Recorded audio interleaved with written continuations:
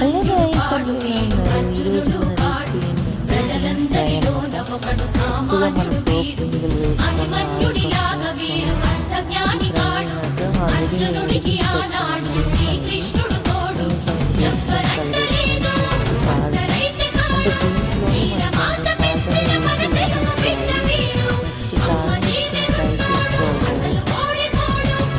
కొంచెం ఫ్రై అయిన తర్వాత ఆల్రెడీ ఉడికిపోయింది కాబట్టి జస్ట్ నార్మల్గా మనం ఫ్రై చేసుకోవాలి.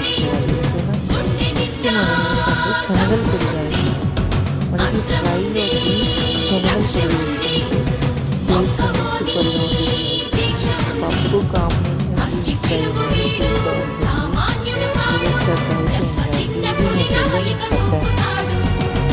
ఒకసారి ట్రై చేయండి. టేస్ట్ అయితే సూపర్ ఉంటుంది. మీరు బాయ్, సబ్స్క్రైబ్.